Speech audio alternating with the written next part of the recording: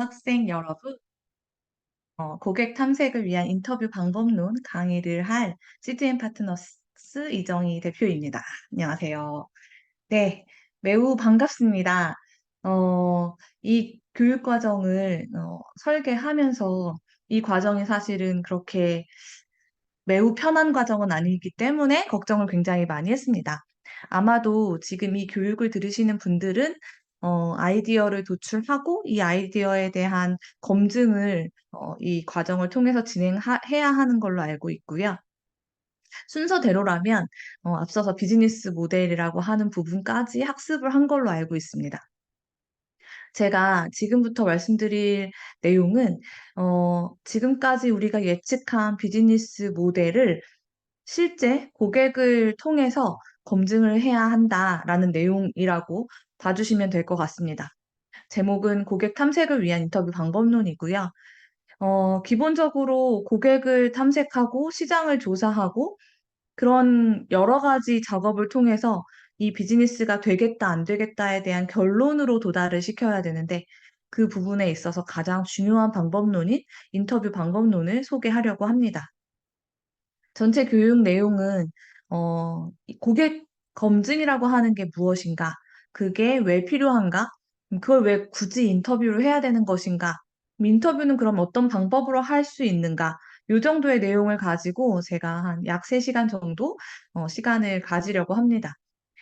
조금 천천히 얘기하고 좀 자세하게 설명을 드리도록 할 테니까 좀 집중해서 들어주시면 감사하겠습니다. 우선적으로 이야기해 봐야 하는 건 이 커스터머 디스커버리가 무엇인가에 대한 이야기입니다. 보통은 고객 개발이라고 이야기를 하고 있고요. 국내에서는 린 커스터머 디스커버리라고 하는 책이 있어요. 그래서 린 스타트업 기반으로 고객 개발을 해야 된다는 주장을 하고 있는 학문 중에 하나라고 보시면 될 것 같습니다. 이 교육 과정은 미국에서 시작이 되었고 이 스타트업의 교육 방법론, 스타트업의 비즈니스를 만들어가는 방법론을 굉장히 많이 실증하고 교육했던 스티브 블랭크라고 하는 교수님께서 제자들과 함께 만들어낸 과정이라고 보시면 됩니다. 그래서 방법론이 모두 다 린에 기반하여 있고요. 린이라고 하는 건 기대다, 검증하다 이런 내용들이 이런 뜻으로 해석이 됩니다. 그래서 빠르게 실험해보고 실험한 내용을 기반으로 빠르게 수정 보완하면서 계속적으로 이 사이클을 돌려가는 걸 린 스타트업 방법론이라고 합니다. 그래서 고객 개발 린 스타트업 방법론에 입각한 이 린 커스터머 디스커버리는 똑같이 계속적으로 검증과 수정을 반복해야 된다는 내용으로 구성이 되어 있어요. 이 과정은 미국의 워싱턴 DC에서 워싱턴 DC에 있는 워싱턴 DC 대학에서 진행을 하고 있고요. 그 과정은 전체적으로 7주 동안 이루어져 있습니다. 그 과정 중에 일부를 저희가 국내에서 시행을 하고 있고요. 국내 교육 과정은 지금 한국청년기업가정신재단이라는 국내 창업 생태계를 만들어가는 기관에서 교육 과정을 한국형으로 들여와서 교육자를 양성하고 교육을 시행하고 있습니다. 여러분들은 그 교육자 중에 한 명인 저에게 이 교육을 듣는 것이고요. 이 교육 과정을 한번 이 짧은 시간 안에 온라인이지만 스스로 한번 체험해 볼 수 있는 시간을 가질 수 있습니다. 실제적으로 요 아이코어라고 하는 프로그램이고요. 아이코어 프로그램은 미국에서는 7주 시간 동안 계속적으로 고객을 만나게 합니다. 그 고객을 인터뷰를 통해서만 만나게 하는데 이 고객 데이터를 100명을 모집해 오라고 하거든요. 그러면 실제적으로 그 7주 동안 스타트업 팀들은 한 300명에서 400명 정도의 사람을 만나야지만 내 고객 데이터 100개를 확보할 수가 있습니다. 그래서 지속적으로 고객이라고 하는 사람들을 만나면서 그들의 이야기를 듣고 그들이 진짜 필요로 하는 게 무엇인가 이걸 찾는 과정이라고 보시면 됩니다. 시작을 해 보겠습니다. 지금부터 시간이 꽤 오래 걸릴 수 있으니 중간중간에 쉬는 타이밍을 충분히 가지시고요. 저도 한 챕터가 끝나면 잠깐 쉴 수 있도록 텀을 드리도록 하겠습니다. 자, 이 고객 개발이 필요하다라고 하는 첫 시작은 2017년도, 16년도에 이제 CB인사이트라고 하는 미국의 되게 유명한 컨설팅 펌에서 조사가 되면서 시작이 되었습니다. 이 자료는 2017년도에 CB인사이트에서 발표를 한 자료인데 이 이후에 유사한 통계나 유사한 분석들이 많이 나오고 있어요. 이 CB인사이트라고 하는 컨설팅 펌은 전 세계적으로 유니콘 기업들을 발표하는 유니콘 그 기업을 조사해서 그들을 유니콘에 등극시키는 그런 역할들도 하고 있습니다. 거기서 조사한 내용이 뭐냐면 스타트업들이 지속적으로 실패를 하고 있다. 그러니까 모든 기업들이 다 성공한다고 하기는 굉장히 어렵습니다. 국내 기업들도 실패율을 굉장히 높게 가지고 가고 있는 추세고요. 계속적으로 스타트업들이 실패를 하는데 그 실패 이유가 무엇일까에 대해서 굉장히 고민을 많이 한 분석이라고 보시면 됩니다. 여기에서 보면, 총, 여러 가지 이유들 중에서 스타트업이 실패하게 된 이유 20가지를 나래비를 세워서 분석을 했는데요. 그 중에 첫 번째와 두 번째 내용을 한번 보겠습니다. 첫 번째, 가장 높은 수치를 차지하고 있는 첫 번째 이유는 ignore customers라고 되어 있습니다. 두 번째 이유는 no market need라고 되어 있죠. 자, 두 개가 같은 이야기입니다. 이 이전까지만 해도 스타트업은 100% 죽음의 계곡이라고 하는 처음에 시작을 하고 바로 돈을 버는 구조가 아니라 어느 정도 그 꺾이는 자신들의 그 비용을 투자하면서 자금을 투자하고 자기의 인프라들을 투자하면서 매출이 나지 않는 상황들을 2년에서 3년 정도 겪게 됩니다. 근데 그 겪는 시간 동안 실패하는 기업들이 굉장히 많아요. 그래서 처음에는 그 이유가 대부분 다 자금이 부족해서라고 생각을 했었습니다. 그런데 실제로 그들이 스스로 돌아다 봤을 때 왜 실패를 했을까? 이야기한 내용들을 보니까 고객에 대한 이야기, 그리고 시장에 대한 이야기가 있다는 거죠. 고객을 무시했었다. 또는 시장에 필요가 없더라 라고 하는 걸 그들이 실패를 한 뒤에 알았다. 이게 굉장히 중요한 거죠. 여기서 지금 우리가 모두 다 아이디어를 생각하고 있을 텐데요. 그 아이디어가 이 고객들한테 별로 필요 없는 아이디어일 거야 라고 생각하고 아이디어를 이렇게 막 계속 생각하는 그런 팀들은 없을 거예요. 아마도 거의 대부분은 이 아이디어는 정말 죽이는 아이디어야. 또 내지는 요거는 정말 최고인데 막 획기적이야. 전 세계적으로 지금까지 아무것도 없었어. 그 누구도 이걸 개발한 적이 없어. 막 이러면서 너무 그 자아도취라고까지 할 수 있는 그런 기분에 빠져서 아이디어를 계속적으로 디벨롭을 하게 됩니다. 그런데 실제로 그 과정에서 내가 만들고 싶은 걸 만드는 창업자들도 되게 많고요. 내가 할 수 있는 걸 만드는 창업자들도 굉장히 많습니다. 그러다 보니까 그들은 실제로 이 제품을 쓰는 사람들이 뭘 필요로 하는지, 이 서비스를 이용하는 사람들이 어떠한 또 다른 요구사항이 있는지 이런 부분에 대해서 고민을 하지 않는 거죠. 그래서 그런 부분들이 나중에 실제 제품 만들고 시장에 들어가려고 봤더니 고객에 대한 의사를 굉장히 많이 무시했더라라고 하는 반성의 분석이라고 보시면 됩니다. 그 다음 단계에 보면 not the right team, 그다음에 poor marketing, 뭐 ran out of cash 막 이런 내용들이 있죠. 이런 내용들은 기본적으로 팀들이 스스로 내가 좋은 팀을 만나지 못했다. 아니면 마케팅을 정말 잘 못했어.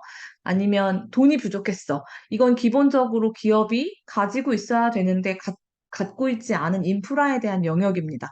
이 부분은 노력을 하면 충분하게 채울 수 있어요. 요즘은 투자 자금들이 굉장히 많아졌고 우리나라뿐만이 아니라 전 세계적으로 투자자들이 굉장히 활발하게 움직이고 있는 추세라고 볼 수 있거든요.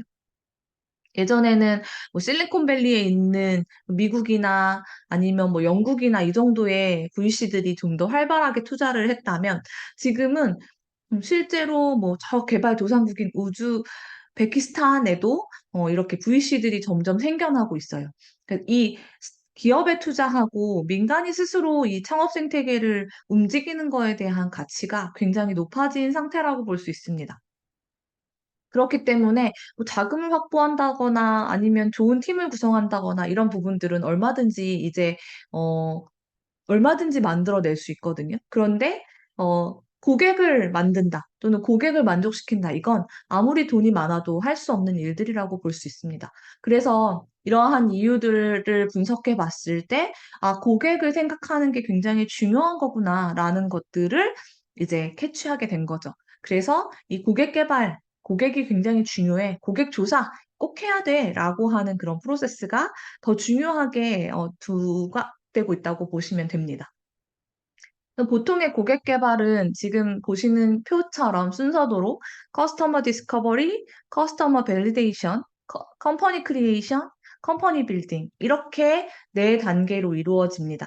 우리가 보통 생각하는 기업을 설립한다라고 보면 뭐 사업자를 내고 그다음에 자금을 확보하고 그다음에 기술 개발을 하고 아이템을 만들어서 생산하고 판매한다. 이런 순서대로 볼 수 있을 것 같은데요. 우리가 생각하는 기본적인 틀에서 가장 우선적이었던 컴퍼니 빌딩이라고 하는 게 고객 개발 차원에서는 가장 마지막 단계로 제시가 되어 있습니다. 그래서 스타트업들이 기업을 설립하는 과정이 어, 늘상 하는 것처럼 먼저 컴퍼니를 빌딩하고 그 다음에 제품을 만들어서 바로 판매를 하는 프로세스를 가지고 가면 아까처럼 고객의 니즈라던가 시장의 니즈를 캐치하기가 굉장히 어렵고 그렇게 나중에 캐치를 하더라도 그걸 제품과 서비스에 반영하기가 굉장히 어렵게 됩니다. 그래서 스타트업들은 그런 방법을 쓰지 않아야 되고 지금 여기서 보는 것처럼 우선 이렇게 뭐 커스터머 디스커버리, 고객이 무엇을 원하는지 또는 고객이 겪고 있는 문제가 뭔지 그 문제를 과연 해결하는 것이 필요한 건지에 대한 부분들을 먼저 조사를 하고요. 그 다음에 내가 실제로 시장에 판매할 수 있는 그리고 뭐 충분하게 이 비즈니스가 필요하겠구나라고 하는 시장의 규모를 확인해 본 다음에 그 다음에 비즈니스를 만들어 나가고 그 다음에 회사를 설립하는 일반 조직 구조들을 가져가야 된다라는 거죠. 여기서 가장 중요하게 캐치를 해야 되는 건 회사 자체가 중요한 게 아니라 내가 만들려고 하는 제품이 해결하는 고객의 문제가 가장 중요하다. 이 부분을 살펴봐 주시면 될 것 같습니다. 그래서 이 커스터머 디스커버리, 밸리데이션, 크리에이션, 컴퍼니 빌딩 요 순서마다 우리가 체크를 해야 되는 체크 요소들이 다음과 같습니다. 첫 번째, 커스터머 디스커버리. 우리가 고객의 문제를 어느 정도까지 분석을 잘 해야 되느냐 또는 고객이 필요로 하는 제품이냐에 대한 첫 번째 검증 단계에서 우리는 문제를 이게 내가 과연 그들이 생각하고 있는 문제를 내 솔루션이 해결하고 있는가? 이 부분에 프로블럼 솔루션 핏을 보셔야 되는 거고요. 이 프로블럼 솔루션 핏이 맞아 떨어지면 그때 돼서 이제 MVP라고 하는 걸 만들어서 사람들한테 다시 이제 물어봅니다. 그러면 그 상황에서 이제 좀 더 원하는 게 있는지 아니면 요 정도면 충분한지 이런 내용들을 검증할 수가 있게 되고요. 그렇게 해서 이제 우리가 이런 제품을 만들면 되겠다 판단을 하실 수 있습니다. 그 다음 단계로 넘어가면 실제로 고객들의 니즈를 창출해 나가고 고객이 얼마나 많은 수요를 가지고 있는지를 확인할 수 있는 단계인데요. 이 단계에서는 우리 제품이 진입할 시장이 과연 적합한 시장인지에 대한 검증을 하셔야 됩니다. 그 과정에서 비즈니스 모델이라는 것들을 수립할 수 있게 되고 실제로 어떻게 판매해야 되고 어떻게 마케팅 해야 되는지에 대한 전략들도 수립할 수가 있습니다. 첫 번째, 고객이 가지고 있는 문제, 그 문제를 내가 정말 제대로 해결하는가? 이 부분에 대한 검증이 됐다고 하면 이 검증 과정에서 이걸 그대로 고해야 되는지 아니면 바꿔야 되는지에 대한 음, 그 결정을 또 해야 되는 타이밍들이 옵니다. 그런 부분들을 저희가 피벗이라고 얘기를 해요. 고객의 문제를 해결하려는 솔루션에 대해서 검증을 해봤는데 실제로 그게 너무 마켓이 적어. 또는 내가 진입하려는 시장에 이미 너무 포화 상태야. 그러면 다른 시장을 보거나 아니면 이 시장의 크기가 점점 커질 수 있는지에 대한 부분들을 고민을 해야 되거든요. 그 고민을 하는 과정에서 마케팅 로드맵이나 비즈니스 모델들이 나오게 되는데, 그러면 이 비즈니스 모델이나 마케팅 전략 또는 이 시장에 대한 부분들이 기존에 처음에 디스커버리에서 핏을 봤던, 적합하다고 판단했던 것과 매칭이 되느냐, 이런 부분도 한번 봐야 되는 거죠. 그래서 고객의 문제를, 좋은 문제를 캐치하고 이 문제를 해결할 수 있는 좋은 솔루션을 만들었다고 하더라도, 게다가 이 솔루션 자체가 고객들이 원하는 그런 형태의 솔루션이라고 하더라도, 실제로 그 시장의 크기나 그다음에 비즈니스 모델의 적합성 등등이 검증이 돼서 변경이 필요하다라고 판단이 되면 충분하게 변경을 할 수 있는 유연성을 가져야 됩니다. 그렇기 때문에 컴퍼니 크리에이션이나 컴퍼니 빌딩이라고 하는 저 조직을 새로 만드는 그 과정을 뒷단으로 가지고 가는 겁니다. 그래서 일단 검증해보고 검증한 내용이 다 검증이 완료돼서 확신이라고 하는 게 들면 그때 이제 기업을 키워나가도 된다라고 하는 전반적인 내용들에 대해서 확인을 하실 수 있어요. 이 전체적으로 조직을 만들어가고 회사를 만들어가는 과정에 커스터머 디스커버리나 밸리데이션이 굉장히 중요하다고 말씀을 드렸는데, 이 커스터머 디스커버리나 밸리데이션을 만들기 전에 우리는 보통 아이디어를 만들고 비즈니스 모델을 만들고 기획, 시장의 사이즈들을 측정하게 됩니다. 여기서 우리가 반 딱 나눠서 아이디어를 도출하고 비즈니스 모델을 만들고 시장 사이즈를 측정하는 건 보통 theory, 이론이라고 하는, 보통은 우리가 그냥 이론적으로 충분하게 만들어낼 수 있는 부분이라고 보실 수 있고요. 뒷단의 커스터머 디스커버리나 커스터머 밸리데이션, 고객의 문제를 찾고 그 고객의 시장, 그 고객이 있는 시장의 요구사항들을 확인하는 그 과정은 practice, 학습이라고 얘기합니다. 그래서 이 모든 과정이 이론 베이스로 완성되는 게 아니라 이론을 기반하고 여기에 실전까지 합쳐져 가지고 검증이 돼야 된다는 내용입니다. 게다가 이 이론과 실전에 합쳐지는 요 과정에 있어서 우리는 보통 이 오른쪽에서 보는 것 같은 사이클을 좀 보게 되는데요. 가설을 수립하고 그 가설을 검증하고 인사이트를 가지고 다시 가설을 수립하는 요 전체 사이클을 돌게 됩니다. 그래서 이론과 실전의 확신 검증 내용이 실제로 우리의 확신이 되어야 된다. 근데 그 상황에서 첫 번째 프로블럼에 대한 테스트가 완료가 돼야 되고 두 번째 솔루션에 대한 테스트가 완료가 돼야 된다는 겁니다. 그래서 아이디어나 비즈니스 모델, 시장 규모, 또 시장 수요 이런 것들을 예측하는 건 얼마든지 가능하지만 그 예측점이 맞는지에 있어서 프로블럼에 먼저 집중해서 검증을 해 주셔야 되고 두 번째 프로블럼이 검증되면 그 다음에 솔루션을 검증하는 과정으로 가시는 게 가장 적합합니다.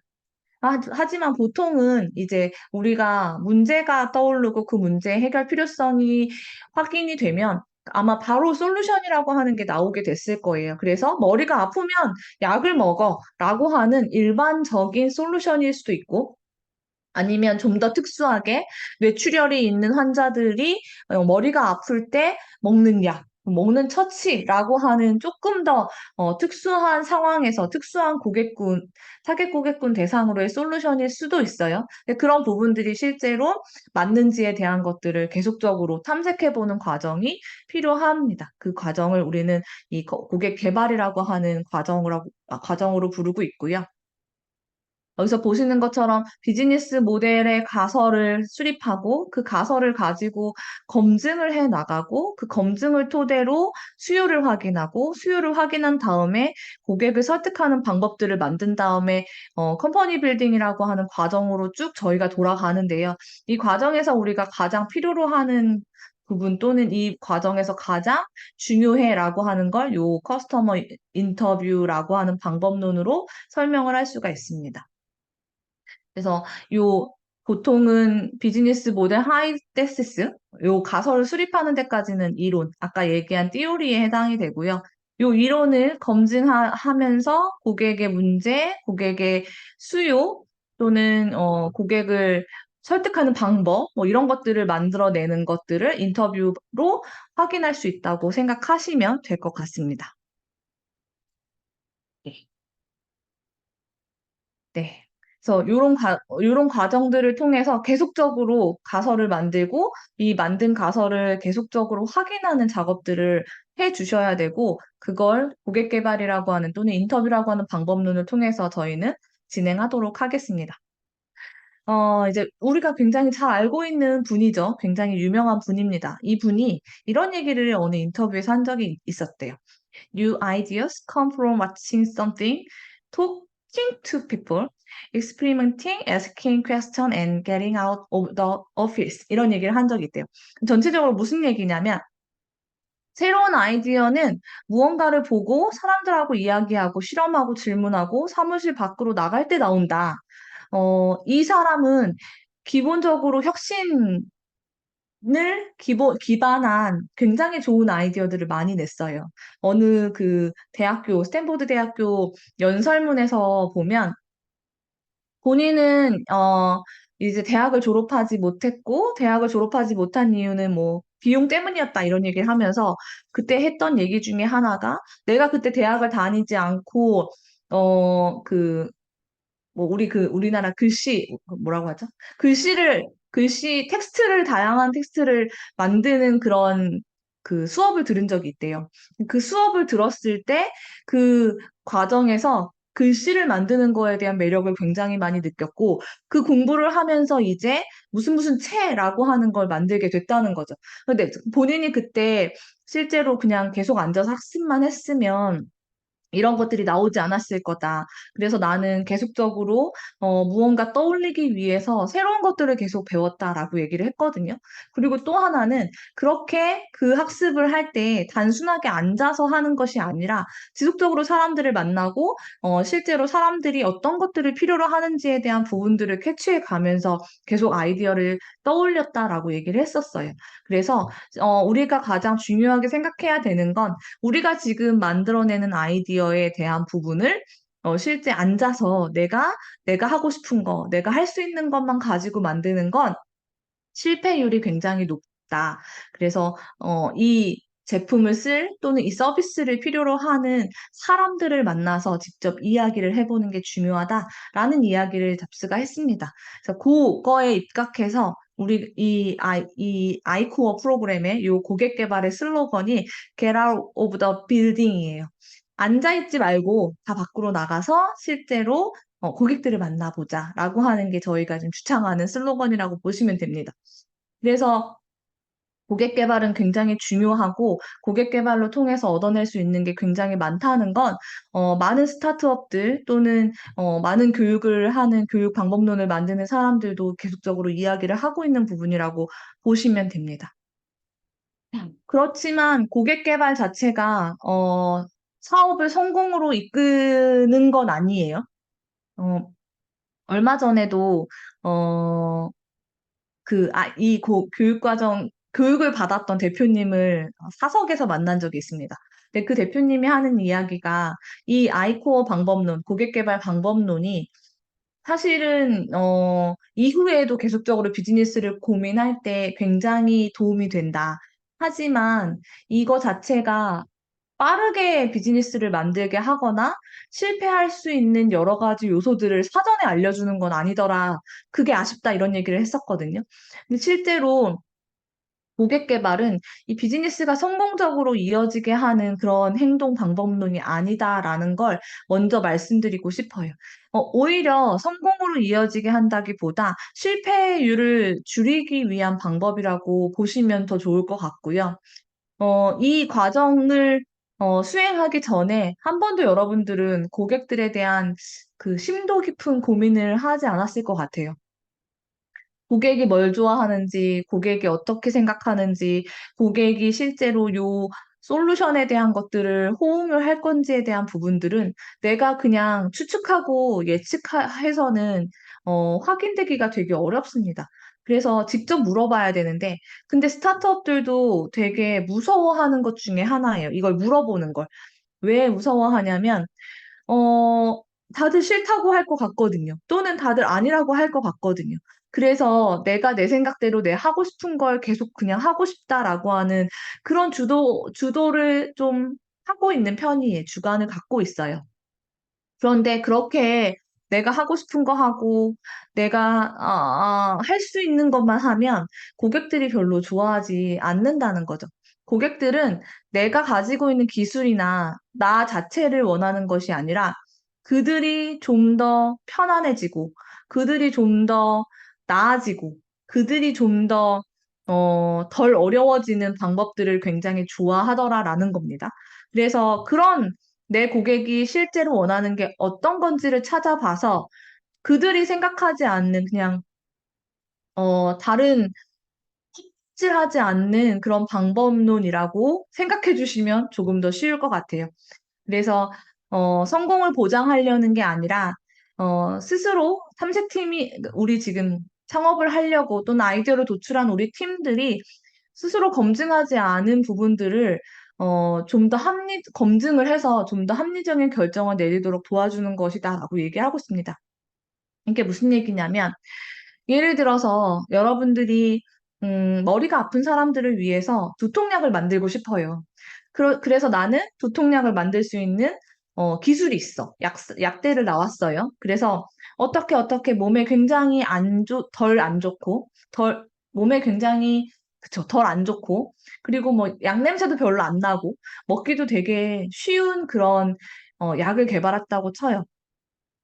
그래서 이걸 사람들한테 팔려고 준비를 많이 하고 있습니다. 뭐 약을 개발하고 만들고 생산하고 조제하고 하는데 뭐 5억, 10억 정도 들어갔고 이제 팔려고 보니까 마케팅이 필요해요. 그래서 마케팅을 하려고 뭐 마케팅 채널도 막 고민해보고 어떤 방법으로 마케팅 할 건지 뭐 약 이름도 지어보고 막 이렇게 막 여러 가지 고민들을 합니다. 그래서 약을 예쁘게 만들고 맛있게 만들었어요. 그래서 요거 하나리면 당신의 두통이 싹 낫습니다라고 설명을 하면서 TV 광고도 하고 막 그 온라인 채널에도 올리고 그다음에 그 수수료 막 내면서 여러 가지 그 판매 채널들도 막 확보를 하는 거죠. 그렇게 해가지고 다 채널화 시키고 막 다 확보해서 준비를 했어요. 그래서 이걸 막 홍보하면서 판매를 시작합니다. 그런데 나중에 보니까 고객들이 머리가 아픈 건 그냥 단순하게 약을 먹어서 낫는 걸 좋아하는 것보다는 뭔가 좀 더 즐거운 마음이 생기도록 하는 솔루션을 원했던 거예요. 그러면 내가 아무리 돈을 많이 들이고 아무리 좋은 기술을 써서 약을 만들어도 고객들은 내 약을 사지 않습니다. 그러면 지금까지 생산하고 준비했던 10억 가까이의 돈들을 버리게 되는 거죠. 그래서 그 과정에서 뭐 지금 상황에서 이 솔루션을 만들까 안 만들까 또는 채널을 결정하더라도 이 채널을 어디로 할까 막 여러 가지 비즈니스에서 결정을 해야 되는 많은 타이밍들을 요 고객 개발을 통해서 좀 더 그 결정의 기준들을 만들어낼 수 있다고 얘기합니다. 예를 들어서 머리 아픈 사람들을 조사해 보니까 보통은 30대 후반의 직장인들이더라. 그들이 머리 아픈 이유를 물어보니까 대부분 회사의 업무 때문에 스트레스를 받았더라. 또는 회사의 직장 동료나 상사와의 관계 때문에 스트레스를 받았더라. 이런 내용들로 검증이 됐어요. 그러면 우리는 채널화 시킬 때 이걸 굳이 10대, 20대가 많이 있는 그런 온라인 채널을 쓸 필요가 없는 거죠. 회사 앞에, 오피스 지역에 가서 그냥 현수막을 거는 게 훨씬 더 빠르거나 아니면 오피스 지역에 있는 약국들을 우리의 중간 채널화 시키는 게 훨씬 더 빠른 거죠. 그래서 어떻게 할까를 비즈니스에 있어서 어떻게 할까를 결정하는 결정 기준이 되기도 한다. 이런 내용들이고요. 그다음에 고객 개발 결과 자체가 고객 및 시장에 대한 가정이 모두 잘못된 것을 나타낼 수도 있어요. 그러니까 여러분들이 생각하는 그 모든 게 다 틀렸어. 그러면 이제 그 틀린 거 자체가 잘못됐으니까 그만해야지. 이렇게 하지 마시고 그러면 어떻게 할까를 고민해야 한다는 내용입니다. 그래서 저희가 이제 그 1년에 거의 150팀 정도를 본 프로그램에서는 케어를 하고 있고요. 저 같은 경우는 개인적으로 1년에 한 100팀에서 200팀 정도를 개별적으로 고객 개발을 시키는 팀들이 있습니다. 뭐 멘토링을 할 때도 저는 고객 개발을 시키고요. 교육 방법론도 제가 가지는 교육 방법론은 거의 대부분 이 고객 개발이라고 하는 과정이 들어가 있어요. 제가 작년 기준으로 보니까 한 450시간 정도를 고객 개발을 했더라고요. 그러면 굉장히 많은 임상이 있겠죠. 임상 데이터를 가지고 있는데 실제로 아이디어 단계가 보통은 이제 한 달짜리, 3개월짜리, 6개월짜리, 1년짜리 저는 이렇게 구분합니다. 그러니까 무슨 얘기냐면 아이디어는 시간 싸움이에요. 시간을 공을 많이 들이고 조사를 많이 하고 고민을 많이 하면 아이디어는 점점 구체화될 수밖에 없어요. 그래서 누구나 생각하는 일반적인 구조만 가지고 오는 건 정말 한 달짜리. 근데 그 한 달짜리 전체 비즈니스 구조에 있어서 좀 더 구체화된 뭐 문제 발견이나 아니면 좀더 스페시픽한 고객 세그먼트나 아니면 좀 더 현실적인, 좀 더 현실적인 채널을 잡아왔거나 막 이러면 요거는 좀 더 고민을 했으니까 3개월에서 6개월짜리 막 이렇게 얘기합니다. 근데 보통 이 고객 개발을 한 달에서 사이의 아이디어를 가지고 고객 개발을 하는 팀들은 거의 대부분 실망을 많이 해가지고 와요. 고객들한테 물어보는 것도 막 엄청 그렇게 구체적으로 물어볼 수도 없고요. 왜냐면 본인 아이디어가 구체적이지 않기 때문에. 게다가 내가 해결하려고 하는 거에 대한 집중 분석을 하지 않으면 실제로 고객들한테 물어볼 수 있는 건 이거 살래? 얼마면 살래? 막 이런 것밖에 그들의 의사밖에 물어볼 수 없게 되는 거죠. 그래서 두 가지 양상이 나타납니다. 첫 번째는 아 이거 안 되겠어요. 이 사업은 못 하겠습니다. 바로 드랍. 두 번째는 아 저희가 맞았어요. 다들 저희께 좋대요. 어, 보통은 이렇게 모두 찬성.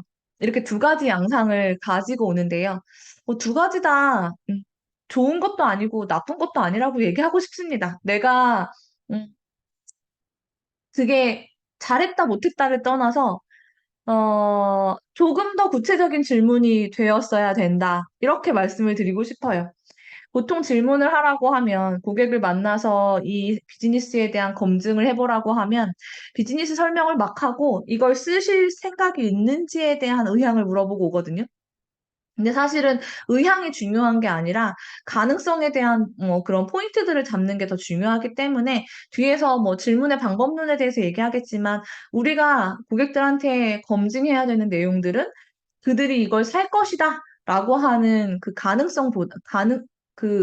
의향보다는 그들이 이거를 이렇기 때문에 살 수밖에 없다라고 하는 가능성 또는 필요성에 대한 확인이라고 봐주시면 좋을 것 같습니다. 그러니까 질문을 해서 그게 모두 다 잘못됐다라고 판단이 되면 그걸 그대로 수용해서 아, 이제 안 해야겠다라고 하는 게 아니라 그들이 왜 이 솔루션에 대해서 호응하지 않는지에 대한 부분들을 검증을 다시 하고 다시 질문을 해서 그럼 어떻게 하면 그들이 좋아할 것인지에 대한 방법을 찾아 나가는 게 더 영리한 방법이라고 말씀을 드리고 싶습니다.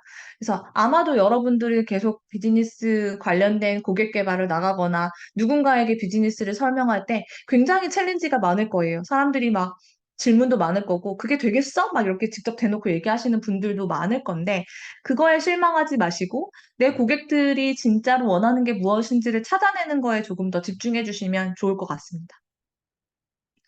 어, 요 과정을 수행하다 보면 피봇이라고 하는 단계가 온다고 말씀을 드렸어요. 그래서 요 아까 얘기한 대로 내가 지금 생각하는 A라고 하는 아이템을 어떻게 바꾸면 조금 더 고객들이 좋아할지에 대한 것들을 생각하면 좋을 것 같습니다. 그래서 기본적으로 우리가 알아야 되는 거, 고객이 누구냐, 그다음에 어떤 문제를 해결해 줘야 되냐, 그걸 어떤 방법, 어떤 기능으로 해결을 해줘야 되냐, 또는 고객이 그걸 해결하기 위해서 쓸 수 있는 금액은 어느 정도 상한선이냐. 이런 부분들을 고객 개발을 통해서 찾아내고 그거에 맞춰진 아이템으로 피봇을 해야 되는 거예요. 피봇이라고 하는 건, 뭐, BM이 피봇이 될 수도 있고요. 아니면 고객이 피봇이 될 수도 있고, 아니면 수익 구조, 뭐, 아니면 이해관계자, 아니면 뭐 채널 이런 것들이 다 바뀌는 걸 피벗이라고 할 수 있습니다. 그래서 비즈니스 모델 9가지 요소들이 모두가 다 바뀔 수 있다라는 가정을 하고 고객 개발을 하시면 조금 더 실망은 덜하고 발전적인 방향만 좀 우리가 찾아볼 수 있는 과정이 될 거라고 생각합니다.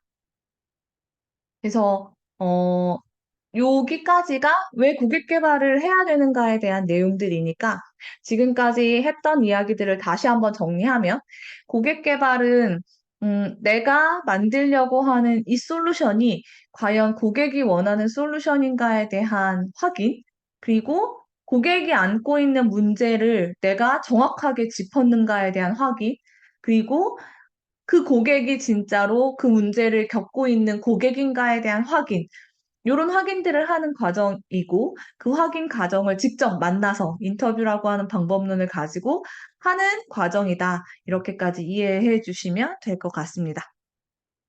네, 그래서 고객 개발의 필요성에 대해서 제가 설명을 지금까지 드렸고요. 이 내용들 한 번 더 머릿속으로 생각해 보면서 다음 내용들을 봐주시면 될 것 같습니다. 지금까지 조금 시간이 한 40분 정도 흘렀는데요. 이제 잠깐 끄시고 잠깐 쉬셨다 오셔도 됩니다. 저희는 다음 챕터에서 또 뵐게요.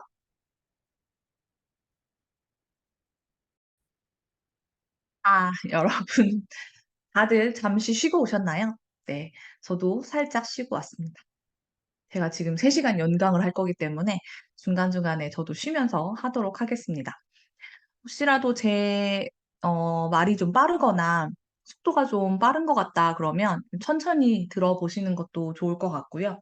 그래도 앞에까지는 왜 인터뷰를 해야 되는가에 대한 철학이었다고 봐주시면 되는데요.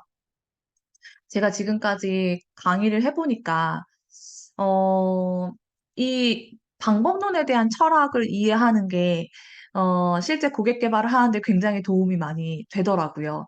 왜 이걸 해야 되는지를 알아야 실제로 어떤 내용들을 확보해야 되고 인터뷰를 통해서 우리가 캐치해야 되는 내용이 무엇인지에 대한 목적성을 조금 더 갖게 될 수 있는 것 같아요. 그래서 왜 해야 되는가에 대한 부분을 좀 강조를 많이 해서 설명을 드렸습니다. 자, 그러면 앞에서 말씀드린 것처럼 고객 검증이 굉장히 중요하다 말씀을 드렸잖아요. 그럼 이 과정에서는 고객 검증 자체를 인터뷰를 가지고 고객 검증을 합니다. 자, 그러면 이제 두 번째 의문이 생기는 거죠. 왜 인터뷰야? 굳이 왜 인터뷰해야 되지? 사실 우리나라 사람들은 가장 많이 하는 고객 조사를 서베이라고 생각합니다. 왜냐하면 우리가 평상시에 많이 당해봤고, 그다음에 기존의 기업들이 고객 조사를 설문을 통해서 많이 하고 있거든요. 그런데 그 고객 조사는 고객 만족 조사라고 보시면 될 것 같아요. 그래서 기본적으로 우리가 얻어야 되는 것과 기존에 서베이를 해서 얻을 수 있었던 내용들은 굉장히 많이 다르다라는 것부터 인지가 필요하다고 생각합니다. 이 내용에서 살펴보면 요 타당성을 분석한다라고 하는 요 키워드를 가지고 저희가 고객 인터뷰를 시작을 하거든요. 우리가 그 고객 검증을 통해서 확인을 하려고 하는 모든 사항들은 이 비즈니스의 타당성인 거죠. 이 비즈니스를 할 필요가 있느냐? 이 비즈니스가 과연 적합하느냐? 이 비즈니스에서 얘기하고 있는 그런 주장들이 타당하느냐? 이런 것들을 근거화시키기 위해서 고객 조사를 한다고 보시면 될 것 같은데요. 이걸 보통은 기존에 했던 실험 조사 방법인 정량 조사로 하게 되면 우리가 얻어야 되는 내용들을 매우 축소해서 얻을 수밖에 없게 됩니다.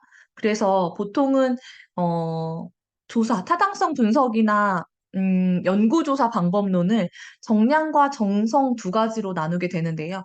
이거는 실제로 제가 이제 행정학사를 했는데 저희 행정학에서도 연구조사 방법론에 쓰여지는 방법론들입니다. 보통은 어, 통계 분석을 통한 정량 조사를 많이 쓰는데요. 그 외에 정성 조사를 하게 되는 경우들이 있어요. 그러니까 조사 방법론이라고 해서 실제로 정량, 수치를 가지고 하는 분석이 아닌 내용을 가지고 하는 분석을 정성조사라고 하는데요.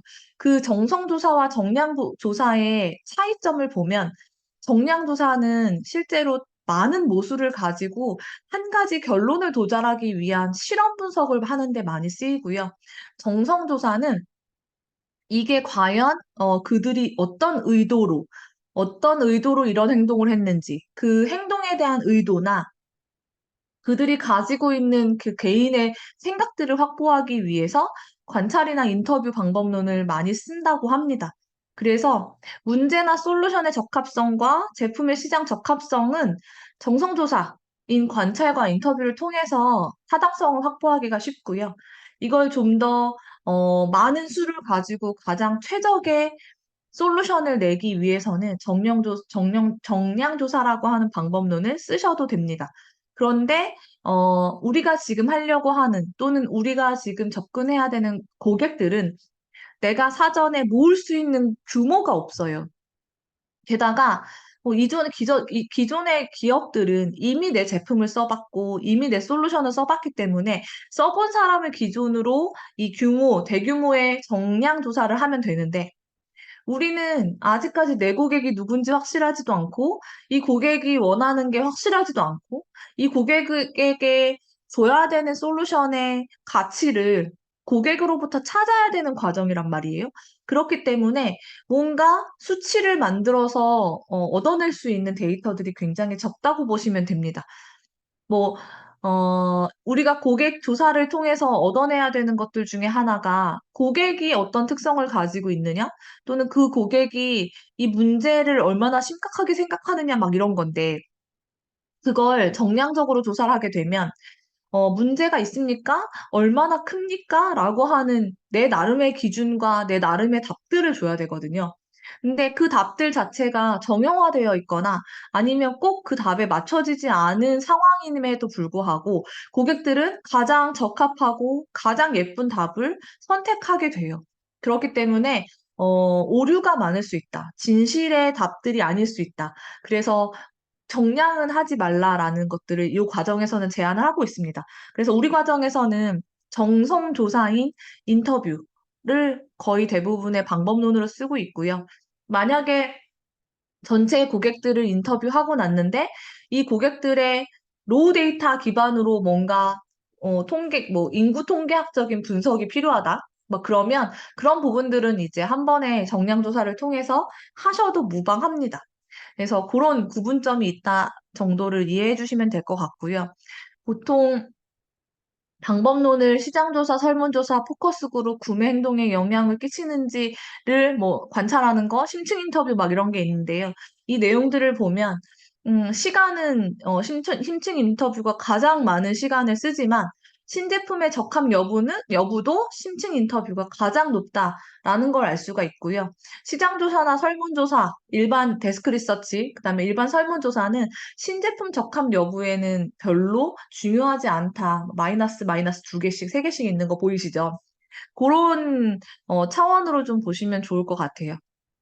그래서 인터뷰 자체는 지금처럼 비용도 많이 안 들고 시간은 많이 들지만 신제품 적합 여부를 확인할 수 있는 가장 좋은 방법론이고, 요거는 고객을 직접적으로 학습할 수 있어서 되게 좋다고 저는 생각을 합니다. 그래서 이 인터뷰 방법론을 많이 쓰는 거고요. 이 인터뷰 과정에서 고객이 사용하는 특정한 언어 양식이 그들이 속한 집단을 파악하기 위한 핵심 단서를 제공하기 때문에 심층 인터뷰는 많은 시간이 들지만 저렴한 비용으로 고객을 습할 수 있는 방법이다라고 소개를 하고 있어요. 그래서 우리가 고객들을 만나면서 고객으로부터 얻어낼 수 있는 것들이 이 핵심 단어에 속한다. 이런 내용들도 확인을 해주시면 좋을 것 같습니다. 그래서 인터뷰를 굳이 해야 하는 이유들을 정리를 해놓은 건데요. 첫 번째는 인터뷰가 자체가 고객과 감정적인 교류를 통해서 인사이트를 얻기에 가장 좋은 방법입니다. 실제로 고객이 원하는 게 뭔지, 이 고객이 얼마나 그 감정적으로 힘들어하고 있는지 이런 부분들을 우리가 캐치해낼 수가 있거든요. 고객이 감정까지 쏟아낼 정도의 그런 문제를 겪고 있다면 그 고객은 어떻게 해서든지 그 문제를 해결하려고 할 거고요. 그 해결하는 방법이 본인한테 최적의 방법이다라고 판단이 되면 비용이 얼마가 되던 돈을 쓸 수밖에 없거든요. 그래서 이러한 부분들을 얻기 좋은 방법이라고 얘기를 하고 있고요. 가치 제안을 설계하는데 유의미한 인사이트를 제공하는 좋은 인터뷰를 수행하는 것은 예술이라고 할 만큼 정형화하기 어려운 부분이다라고 하는 것. 실제로 가치 제안을 설계하는데 좋은 인터뷰가 좋은 인사이트를 제공한다라는 얘기고요. 가치 제안이라고 하는 건 우리가 고객한테 이 서비스를 씀으로 인해서 줄 수 있는 혜택이라고 보시면 됩니다. 누군가는 내 제품을 쓰면서 저렴한 비용은 절약할 수도 있을 것 같고요. 또 누군가는 내가 만든 걸 쓰면서 조금 더 나은 사람이 될 수도 있을 것 같고, 뭐, 화장품이다라고 하면 내 제품을 쓰면서 피부 트러블이 개선이 될 수도 있고, 아니면 뭔가 좀 더, 미백에 도움이 될 수도 있고, 고객마다 원하는 제품에 대한 기대 또는 문제 해결에 대한 그 감정적인 대응이 다르기 때문에 그런 부분들을 인사이트 확보 차원에서는 인터뷰가 굉장히 좋다는 내용이고요. 인터뷰를 하고 하는 그 관점에 있어서, 어, 잠재 고객을 대상으로 무엇이 중요한지를 파악하는 데 초점을 두고 진행하는 작업이기 때문에 굉장히 정교하고 굉장히 뭐 지켜야 할 몇몇 가지 규칙들이 있습니다. 그래서 그 규칙에 대한 설명도 뒷부분에 할 건데, 요런 규칙만 잘 지키면 실제로 우리가 만드는 해결 방안이 고객한테 정말 좋은 해결 방안이 될 수도 있다는 내용들이라고 이해를 해주시면 될 것 같습니다. 보통 고객 인터뷰를 하게 되면 요 네 가지를 파악할 수 있습니다. Who, What, Why, How 요 네 가지를 파악해야 되고 이 네 가지는 비즈니스에서 가장 중요한 요소들이라고 할 수 있는 거죠. 누가. 첫 번째 who는 누가 사용할 것인가 또는 누가 돈을 낼 것인가에 대한 고객 차원에서의 who라고 보시면 되고요. 두 번째, what은 사용자가 이걸 어떻게 해결하기를 원하는지에 대한 솔루션 차원의 what이고요. why는 왜 이 사용자가 그런 문제를 겪고 있는지에 대한 원인이나 이유를 파악한다라는 거고, how는 그들이 원하는 것들을 그들에게 어떻게 적용하고 전달할 건지에 대한 방법론을 얘기하는 건데요. 인터뷰를 하게 되면 요 네 가지를 모두 다 확보를 할 수가 있어요. 네, 뭐, 여기서 보면은, 뭐, 당신은 누구십니까? 라는 질문을 서베이를 통해서는 할 수가 없잖아요. 내가 생각하는 고객군이 A라는 사람이면 A라는 사람한테 그 사람의 정보들을 물어보는 거죠. 당신은 누구십니까? 어디에 살죠? 몇 살이죠? 가족은 있습니까? 자녀는 있습니까? 라고 하는 질문들을 통해서 실제로 내가 서비스를 해야 되는 또는 내가 제품을 팔아야 되는 대상 고객의 공통 분모들이 나오게 되는 거예요. 근데 그 공통 분모들이 많으면 많을수록 또는 공통 분모를 가지고 있는 수가 많으면 많을수록 우리는 굉장히 좋은 고객군이라고 얘기를 할 수 있습니다. 그래서 그 고객군이 어떤 문제를 어떤 방식으로 해결하기를 원하는지를 고객 인터뷰를 통해서 확보를 할 수가 있습니다. 그래서 인터뷰 방법론을 저희가 계속 주창을 하는 거고, 인터뷰 방법론이 시작할 때는 굉장히 어렵지만 실제로 하고 나면 많은 사람들이 만족하는 과정 중에 하나예요. 그래서 처음에는 고객을 만나서 저런 내용들을 어떻게 확보해야 돼? 라고 생각하겠지만 실제로 한번 만나보시면 굉장히 달라질 겁니다. 저는 되게 확신해요. 그래서 고객을 만나보는 것과 만나보지 않는 건 굉장히 큰 차이가 있다. 이런 것들도 좀 확인을 해봐 주시면 좋겠습니다. 네, 그래서 이제 고객을 만나는 건 알았다. 실제로 고객을 인터뷰라고 하는 방법론을 통해서 고객 검증을 하는 것까지 이해가 되셨다면, 이제부터는 인터뷰를 준비해야 되는 시간이 왔습니다.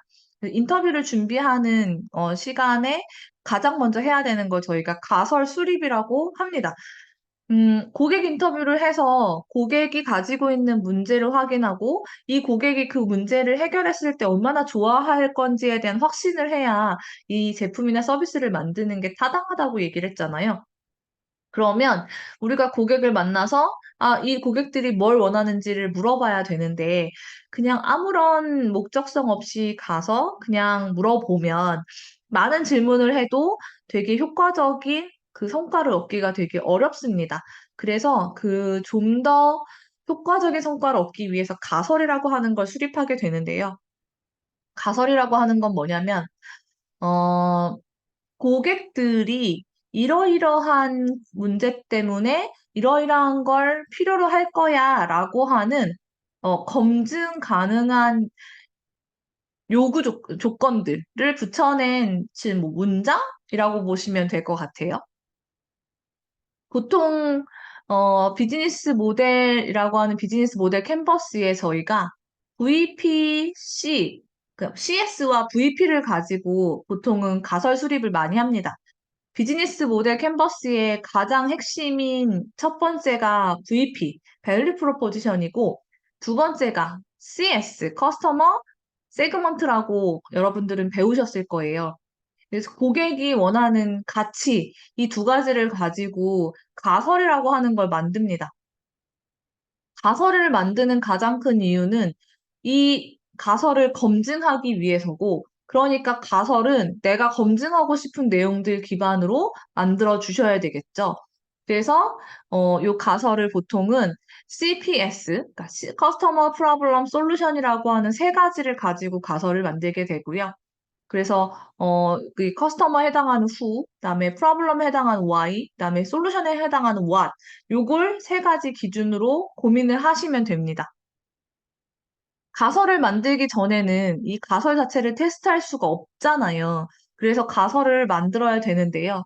가설을 만드는 기준점들이나 뭐 고려 요소들을 한번 살펴보면 첫 번째, 사업 아이디어에 대해서 당신이 진실이라고 믿는 것과 그것이 성공하는 이유를 적어라 라는 겁니다. 가설을 만드는 문장의 기준 요건들인데 진실이라고 믿는 거. 예를 들어서 고객이 누구일 것이다.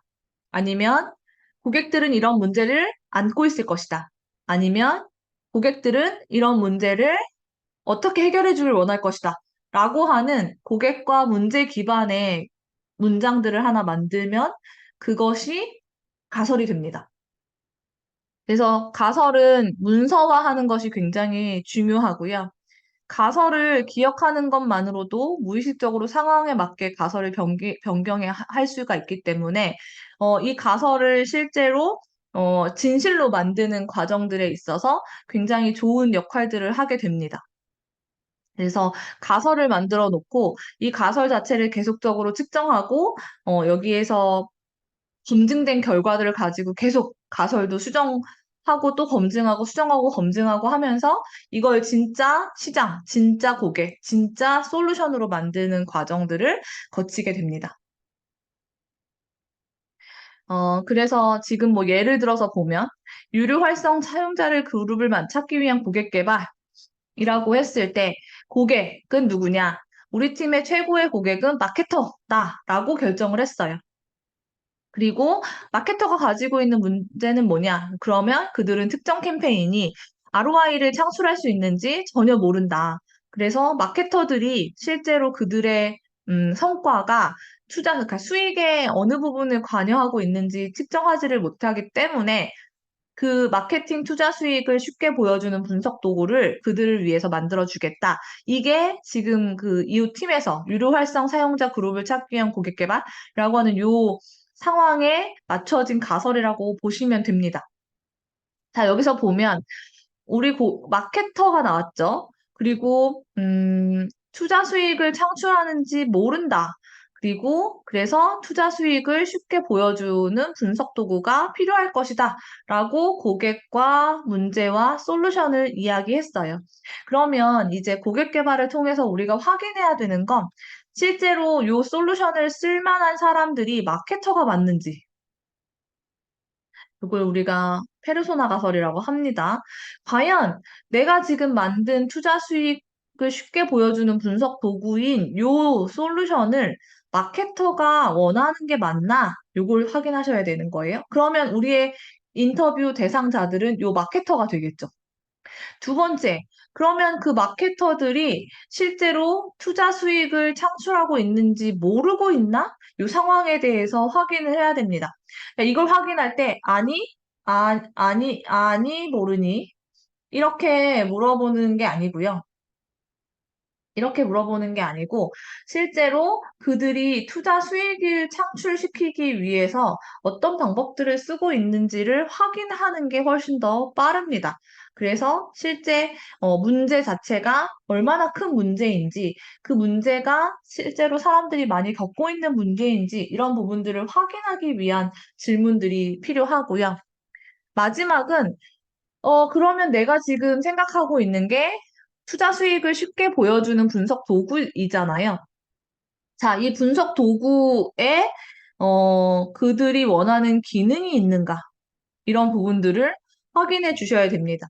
투자 수익을 쉽게 보여주는 분석 도구는 좋은데, 이 분석 도구에 쓰여지는 기술과 또는 이 분석 도구에서 확인할 수 있는 기능, 이런 것들은 굉장히 많이 달라질 수 있잖아요.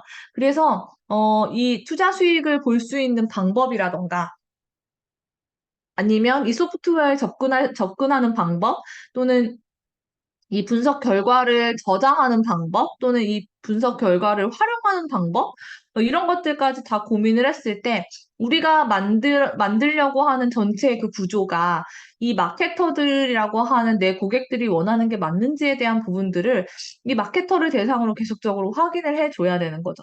그렇기 때문에 인터뷰라고 하는 방법을 쓸 수밖에 없어요. 만약에 이걸 서비스라고 했을 때 마케터를 대상으로 이러이러한 질문들을 할 수 있습니다.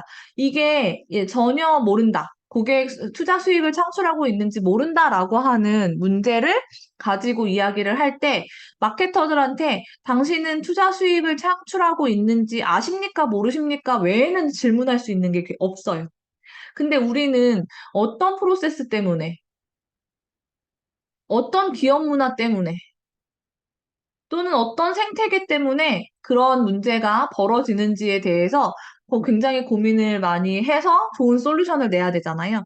그 좋은 솔루션 자체가 이 사람들 대상으로 질문을 했을 때 나올 수 있다는 거죠. 그래서 그런 내용들이 실제 인터뷰를 통해서 확보가 될 수 있기 때문에 인터뷰를 한다. 그리고 가설을 수립한다 보시면 됩니다. 자, 이 가설이 굉장히 좋은 가설이긴 해요. 근데 이 가설을 조금 더 조금 더 다듬어 보도록 할게요. 자, 여기에 보면은 우리 최고의 고객이 마케터라고 했잖아요. 요 마케터가 실제로 음, 모든 마케터가 최고의 고객이냐? 여기에서 한 번 더 세그먼트를 하시면 됩니다. 저희는 고객을 줄이면 줄일수록 훨씬 더 좋은 비즈니스를 할 수 있어요. 예를 들어서 이 세상 모든 마케팅 담당자가 우리의 고객이다라고 하면 우리는 투자 수익을 보여주는 분석 도구를 만들 때 방대한 기능을 넣어야 돼요. 되게 많은 기능을 넣어야 됩니다. 왜냐하면 마케팅 관련된 투자 수익이라고 하는 건 업종에 따라서도 수익률이 다를 수 있고요. 또는 이 마케팅 회사가 있는 지역에 따라서도 다를 수 있고요. 그다음에 마케팅 회사의 매출에 따라서도 다른 니즈를 가지고 있을 수 있거든요. 근데 이걸 기준 잡지 않고 모든 마케팅 회사 대상으로 내가 서비스를 하겠다. 그러면 우리 서비스에는 되게 조그만 한 명이 있는 회사부터 만 명이 있는 회사까지를 다 커버리지 하기 위해서 기능을 굉장히 많이 만들어 놔야 된다는 거죠. 근데 기본적으로 스타트업들은 돈도 없고 시간도 많지 않은 상황들이기 때문에 그렇게까지 만들어 놓으면 굉장히 비용을 많이 쓰면서 성과를 얻어내지 못하는 그런 상황들이 될 수 있어요. 그래서 과연 굳이 모든 마케팅 담당자를 우리의 고객으로 삼아야 되는 것인가? 이 부분 한번 고민을 하셔야 된다는 얘기고. 두 번째, 마케팅 담당자들이 투자 수익을 창출하고 있는지 잘 모른다. 이게 문제라고 했어요. 자, 그럼 여기에서 문제에 대한 추가적인 고민으로 마케팅 담당자가 실제로 ROI를 계산하고 있나? 환경에 대한 부분인 거죠. 기본적으로 마케팅 담당자는 마케팅 투자 대비 수익을 더 높게 가져야 되는데, 그걸 하지 못하니까 계속적으로 돈은 투입해서 마케팅을 하는데 수익을 많이 못 걷는다라고 하는 게 전제되어 있는 그런 가설이잖아요. 근데 실제로 마케팅 담당자가 ROI를 계산하면서 마케팅 전략을 수립할까? 이 부분에 대한 것들을 의구심을 가져야 된다는 거죠. 이것도 마찬가지로 인터뷰를 통해서만 알 수가 있어요. 어디에도 그 기업의 문화나 기업의 정책은 어디에도 데스크 리서치를 통해서 확인할 수 있는 곳이 없습니다. 그래서 실제로 그런 현상이 일어나는가, 요 부분에 대한 고민을 하셔야 되고, 세 번째, 그러면 그들은 문제를 심각하게 인식하고 있나? ROI를 높게 창출하지 못한다라고 하는 게 마케터들의 문제인지에 대한 부분을 고민하셔야 된다는 거죠. 실제로 인풋을 넣는데, 인풋을 넣는데, 네. 인풋 대비, 인풋 대비, 아웃풋, 아웃풋이 잘 나지 않는 게 이 ROI가 적다라고 판단할 수 있잖아요.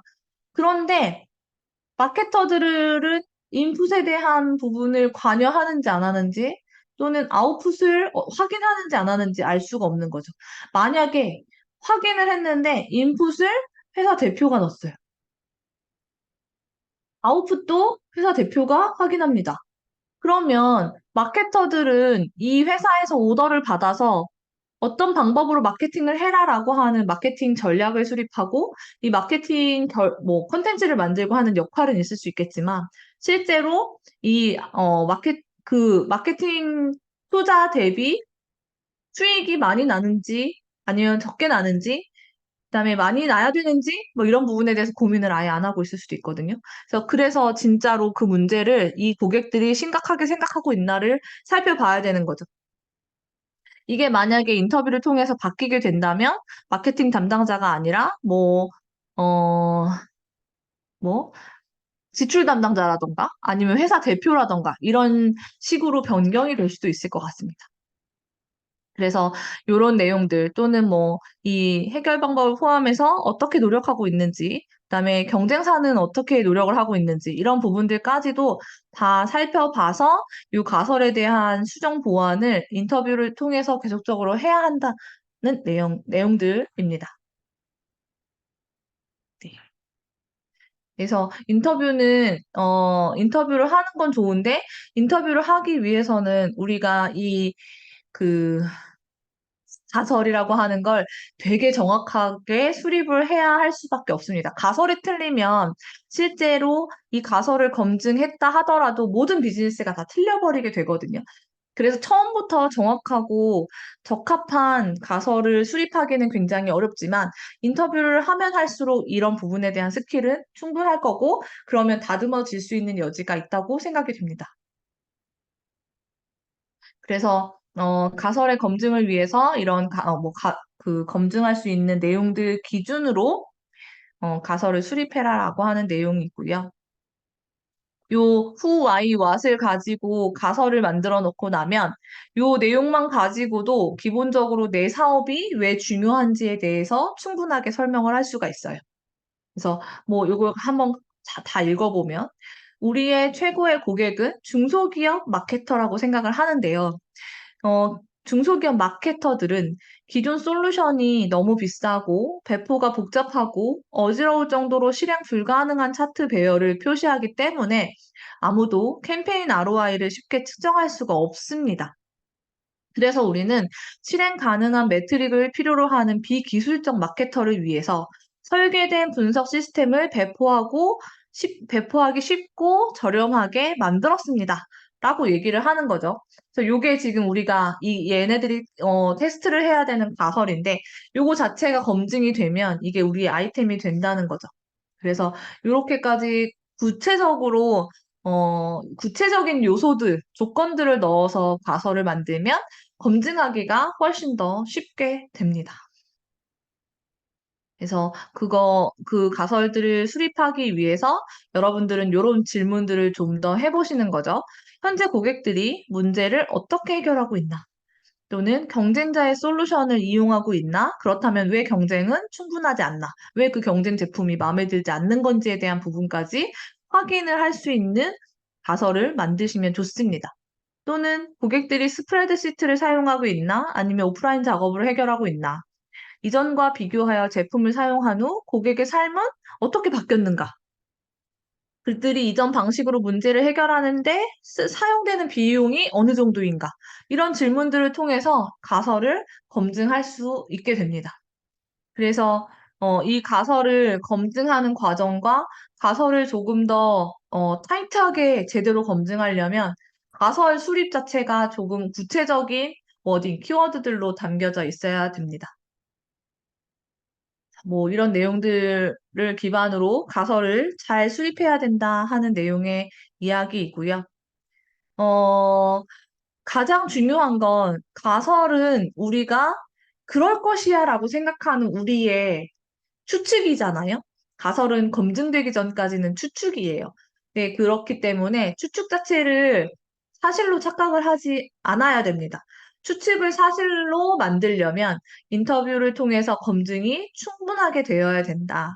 그래서 그런 내용들을 넣어놓은 장표라고 보시면 됩니다. 한번 잘 읽어보시고 가설을 수립할 때 이러이러한 부분들은 좀 조심하자라고 하는 것들만 좀 체크를 해주시면 될 것 같아요. 그래서 제가 첫 번째로 과제 시트를 나눠드립니다. CPS 하이프데시스를 저희가 한번 만들어 보는 건데요.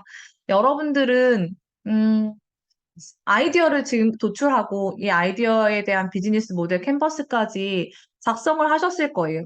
그러면 이 비즈니스 모델 캔버스의 각 요소들이 제대로 작성됐는지를 한번 검증할 필요가 있습니다. 그래서 그 검증할 수 있는 가설을 수립하는 게 지금 제가 첫 번째로 내드리는 과제라고 보시면 될 것 같고요. 요 내용이 who, why, what을 기반으로 작성하게 해놨기 때문에 요거에 해당되는 내용들만 잘 넣으면 우리는 보다 좋은 가설을 수립했다라고 할 수 있어요. 이 가설이 수립이 되어야지만 뒤에 질문, 인터뷰를 위한 질문들을 만들기 쉽기 때문에 가설 수립은 무조건 하고 가셔야 됩니다. 저는 가설을 3개 수립하도록 지금 과제를 내어 드리는데요. 가설을 3개 수립하는 이유는 비즈니스 모델 캔버스에 담겨져 있는 여러 가지 요소들이나 아니면 우리가 보통 밸류 프로포지션에 넣은 내용들이 3-4가지 정도가 될 거예요. 그럼 적어도 한 고객 대상으로 그 제안하려고 하는 그 가치 제안, 밸류 프로포지션을 3개 이상은 한번 작성해 봐라라는 내용들입니다. 그래서 혹시라도 BMC의 밸류 프로포지션이 1개다 그러면 좀 더 고민을 해서 3개까지는 만들어 보시면 좋을 것 같아요. 자, 첫 번째, 후에는 문제를 겪고 있는 사람들을 넣습니다. 보통은 우리가 만든 고객군이 두 개 고객, 3개 고객군까지도 늘어날 수 있어요. 고객군은 비즈니스에 따라서 10개도 될 수 있습니다. 근데 우리는 지금 시간이 별로 없어요. 그리고 정확한 검증을 해야 됩니다. 그렇기 때문에 1개, 그 많은 고객군들 중에서 우선 고객 하나를 먼저 선택하도록 할게요. 그래서 그 선택한 고객을 씁니다. 그래서 첫 번째는 다 같은 동일한 고객군을 작성하는 걸로 보시면 됩니다. 고객군은 1개예요. 1개의 고객군을 대상으로 우리가 그들에게 줄 수 있는 제한 가치를 3개 쓰시는 겁니다. 자, Y에는 뭘 쓰시냐면 발생하는 문제와 그 문제가 어떤 원인들 때문에 발생하는지를 쓰시면 돼요. 예를 들어서 아까처럼 마케터들은 마케팅 ROI 분석하는 방법을 몰라서 또는 ROI 분석하는 툴을 해석하기 어려워서 어, 뭐 ROI 분석을 힘들어할 것이다 라고 하는 내용들처럼 Y에 대해서 넣으시면 됩니다. 이 Y가 결과적으로 나중에 what으로 연결이 될 거고요. what 자체가 VP와 연결이 됩니다. 그래서 이 문제가 발생하는 문제와 그 문제가 발생하는 원인 2가지를 가지고 Y 가설을 만드시고요. 그렇기 때문에 이 사람들은 이러이러한 방법으로 문제를 해결하고 싶을 것이다. 라고 하는 걸 what의 가설로 넣으시면 됩니다. 이게 합쳐지면 A의 고객들은 이러이러한 문제 때문에 이러이러한 솔루션을 원할 것이다. 또 이러이러한 문제를 해결하기 위해서 이러이러한 방법을 원할 것이다. 이러이러한 문제점에 대해서 어렵기 때문에 이러이러한 것들을 원하고 있을 것이다. 라고 하는 걸 세 가지씩 적게 됩니다. 그러면 결과적으로 이 what, 이런 방법으로 문제를 해결하고 싶을 것이다. 라고 하는 이런 방법이 그들에게 주는 게 VP와 연결이 되는 거겠죠. 이 방법이라고 하는 게 저렴하게가 될 수도 있고요. 또는 빠르게가 될 수도 있고요. 아니면 혼자만 이런 거가 될 수도 있습니다. 그래서 어떠한 what을 원하는지에 대한 것들도 예측을 해보시면 됩니다. 그래서 요거 who, why, what을 세 가지씩 적는 게 첫 번째 과제입니다. 자, 여러분들은 지금 잠깐 멈춰서 이 과제를 지금 이 자리에서 수행해 보시면 좋을 것 같아요. 왜냐하면 저희가 보통 오프라인으로 하게 되면 실습을 하기 때문에 실습을 통해서 이러한 직접 실습을 하게 하고 그 자리에서 코칭을 할 수가 있는데 지금은 여러분 스스로 해야 되기 때문에 지금 들은 상태에서 바로 가설을 수립해 보시는 게 가장 좋을 것 같습니다. 자, 지금 영상을 멈추시고요. 한 10분에서 15분 정도 가설을 수립해 보고 그리고 저희는 다시 모이도록 하겠습니다. 네.